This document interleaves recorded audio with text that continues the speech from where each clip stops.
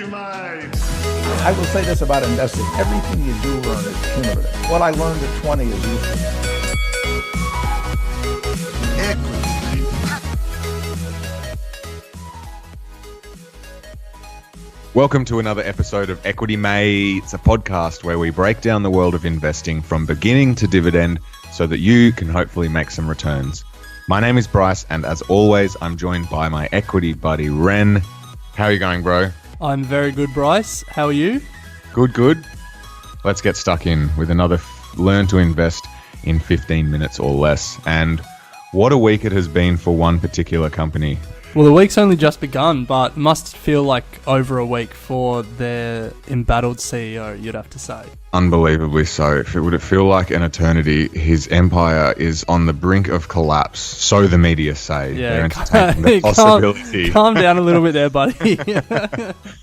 Quote from the media. So, for those of you who are unaware, Tesla is facing a lot of criticism at the moment and some tough situations over the past few days have really put them in a position where investors are starting to rethink their positions in Tesla. As I said before, the media are making a big hoo-ha about the possibility of Tesla's demise as it's faced an array of bad financial news and a deadly car crash over the last few days. So, Ren, Yeah. you're all over this. Yeah. Let's split this episode into three sections. Let's go what happened, then why it happened, and then what are our takeaways. So first of all, Tesla is the electric car company owned by Elon Musk. They've had a pretty crazy run. They've had really good reviews so far on their cars. Mind you, though, we have spoken in past about our reluctance to invest in Tesla. For a number of reasons that we'll elaborate on down the track. I just had to make note of that. So continue, Ren. Sorry. Yeah. It's probably worth saying that people have been betting on Tesla's demise for a while, but Tesla has kept on running and it's kept on doing quite well. So to give people the idea, 26th of Feb, $357. By the 26th of March, so a month later, it was trading at $307. So it dropped $50 a share. And then today, the 3rd of April, when we're recording, it's now at $252 a share. Wow. So from $357 on the 26th of February to $252, that's a 29.5% drop in a little over a month. So that's big. So something went wrong. But now what did go wrong, I guess, is the question. Well, two big things have happened. The first one is that someone died in one of their cars. Yeah, that's big. Yeah, so Tesla has autopilot. It's, I guess, like first generation self-driving car. It's meant to be for highways and, bumper to bumper traffic. It's meant to be quite simple driving situations where it's either long and straight or it's braking, I guess. It will drive for you. Just like a plane. Yeah, I guess so, yeah. And so this has been a feature for years. And someone died. I had his name, but I can't find it. But it's probably a little bit morbid. We don't need to know his name. But no. In California, on the highway, the car was in autopilot and it ran into a highway barrier. Yeah, concrete thing. Yeah, and now I was doing some research and I didn't actually realize this, but this isn't the first time this has happened. A couple of years ago, someone also died in a similar incident when the car was on autopilot. So obviously it didn't break the company then, but a pattern is starting to emerge, which is never good.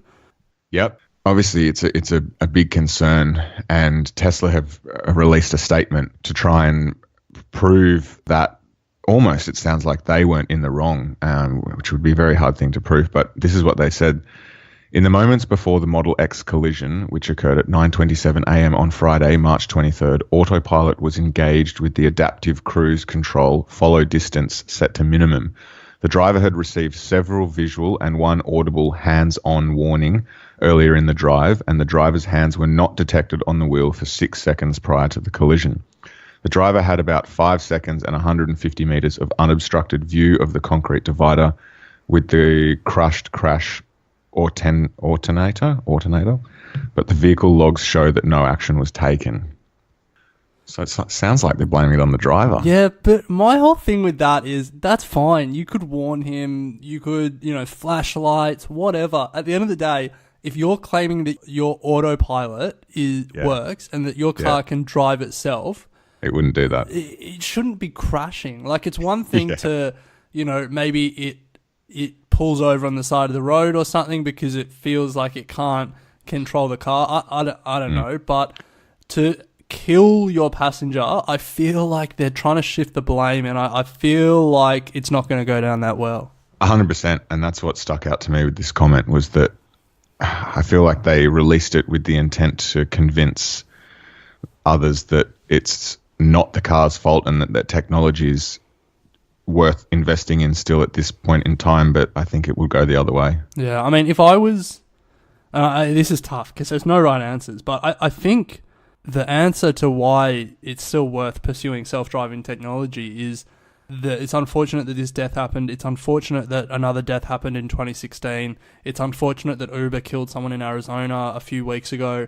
But at the end of the day, think of how many lives probably have already been saved, but will be saved over the journey once this technology is perfected. Yeah, it's a good point. And I mean, that doesn't bring any comfort to these families who have someone who have died. But at the end of the day, like, the work that they're doing on self-driving technology is worth doing. And I think that's what they need to focus on rather than trying to blame the driver who died. Well, I mean, someone probably crashed in an airplane when they were trying to learn to fly. Yeah, so I'm sure someone's got to do it. Anyway, so moving on to the second main reason that Tesla's in hot water this week, and as you said, Ren, it's their debt. Yeah, so how bad is it? Don't all companies have debt? They do, but not like Tesla. Tesla just keeps asking for money. Yeah, they're a bit of a cash black hole, I guess you could say. So Tesla have never been profitable. Like, in their history, they just don't turn a profit. So what they do is they issue bonds into the market to raise money. Now, without getting too much into the detail, the way Tesla has been able to avoid a lot of its debt obligations so far is that people who it owes money to have converted that debt into shares in the company and have made a lot of money doing so. But given Tesla's current share price, it's unlikely that the debt holders will want to convert, and it would basically essentially mean they instantly take a haircut on the amount of money they're owed if they convert.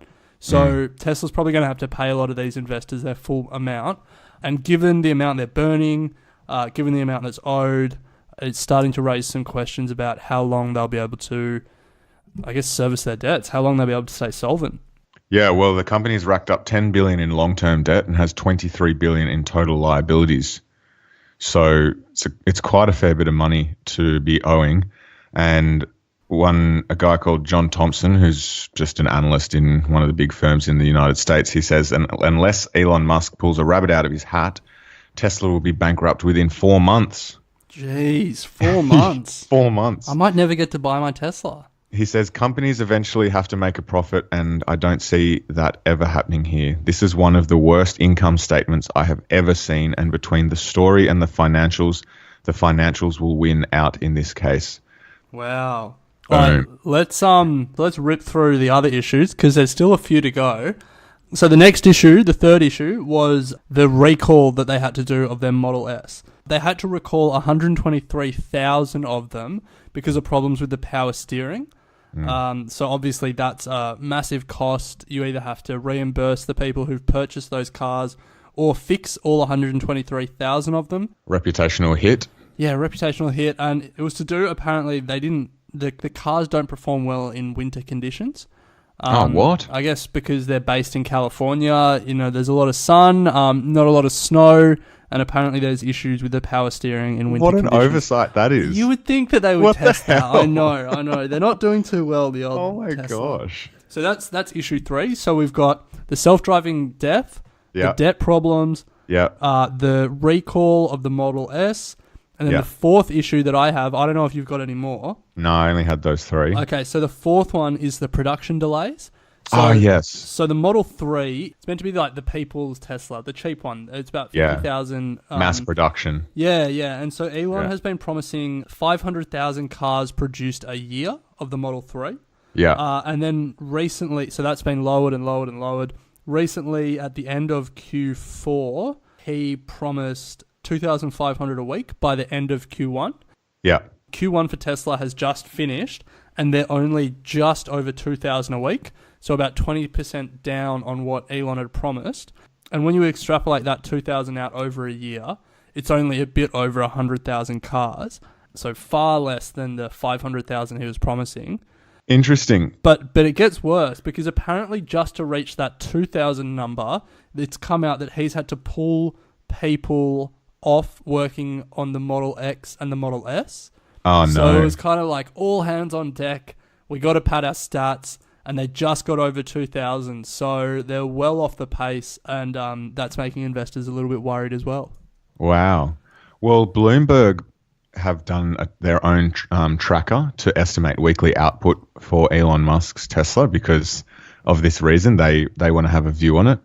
And interestingly, the week of the 3rd of April, so that's this week, they reckon that they'd only done 1,212. Jeez. Yeah, and a total of 12,189 cars this year. So wow. They're well behind. They need to pick up trend. But it looks like they're saying for the next couple of weeks, their trend they're predicting will be over 2,000. Is that Bloomberg saying that, or is that Elon saying that? Oh, okay. Bloomberg, yeah.